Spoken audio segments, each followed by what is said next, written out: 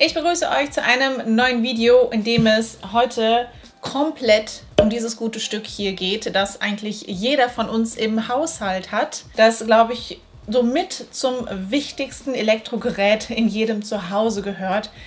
Die Waschmaschine. Ohne Waschmaschine wären wir komplett aufgeschmissen. Und ich glaube, es geht nicht nur uns so, sondern euch da draußen auch.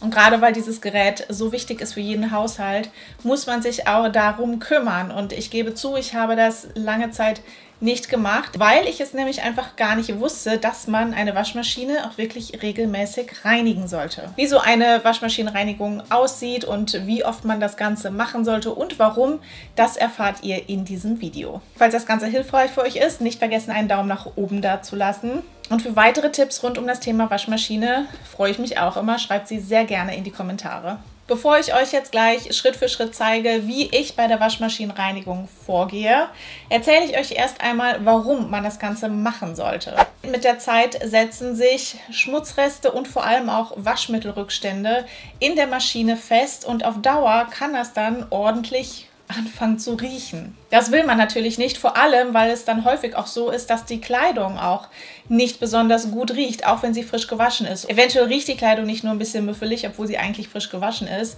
sondern sie wird auch gar nicht mehr richtig sauber. Und wenn man das bemerkt, dann fängt man häufig an, ja, die Temperatur nach oben zu drehen und heißer zu waschen, was aber eigentlich völlig unnötig ist. Denn eine Waschtemperatur von 30 Grad ist bei herkömmlicher Kleidung mit herkömmlichen Flecken völlig ausreichend. Heißer zu waschen, außer jetzt bei bestimmten Kleidungsstücken, die jetzt hygienisch gereinigt werden müssen, wie jetzt beispielsweise Unterwäsche oder Socken oder Sportkleidung. Ja, sind 30 Grad vollkommen ausreichend und heißer als das ist einfach wenig nachhaltig und auch schlecht für den Geldbeutel, weil es ist einfach auch viel teurer. Damit das Ganze nicht passiert, solltet ihr eure Waschmaschine regelmäßig reinigen. Empfohlen wird alle 1 bis 2 Monate. Ich würde sagen, das wirklich einmal monatlich zu machen und ich zeige euch jetzt gleich auch, wie das geht und das ist auch wirklich kein riesengroßer Aufwand. Ihr könnt für die Reinigung spezielle Waschmaschinenpflege benutzen, die ihr bei DM beispielsweise bekommt. Oder aber ihr könnt eure Maschine mit Hausmitteln reinigen. Was ihr für die Reinigung braucht, beziehungsweise was ich heute für die Reinigung benutze, ist einmal Essig, beziehungsweise besser wäre Essigessenz. Die habe ich aber allerdings im Moment nicht da. Zitronensäure und Aktivnatron. Und sonst eine alte Zahnbürste und einen Putzlappen. Das ist alles, was ihr braucht. Im ersten Schritt kümmere ich mich immer um das Waschmittelfach. Das nehme ich komplett heraus und lasse das erstmal in heißem Wasser einweichen, in das ich den Essig dann dazu gebe. Man sieht hier bei mir, dass sich das an manchen Stellen schon ein bisschen verfärbt hat. Das kriege ich auch leider nicht mehr ab. Das ist einfach über die Jahre entstanden, weil ich, wie ich schon erwähnt hatte, viele Jahre nicht wusste, dass man die Waschmaschine wirklich richtig reinigen muss.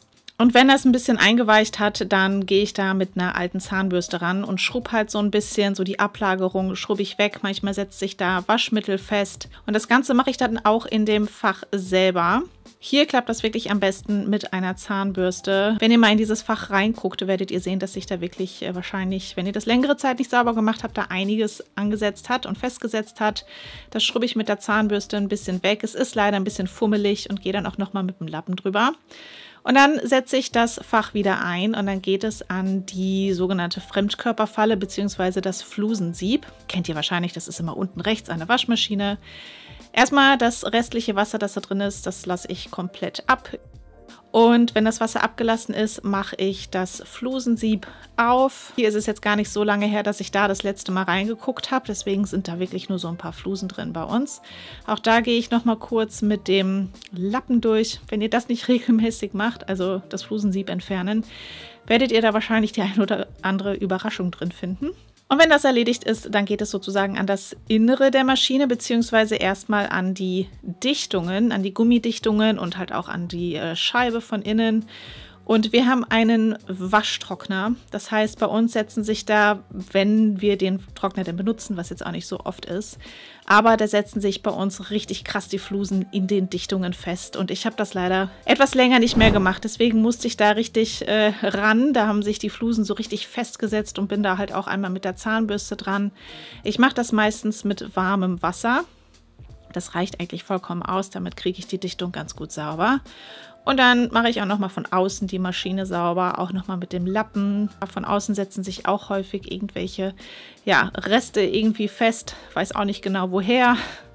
Und dann geht es noch einmal mit einem trockenen Tuch drüber, dass das Ganze auch wieder schön glänzt.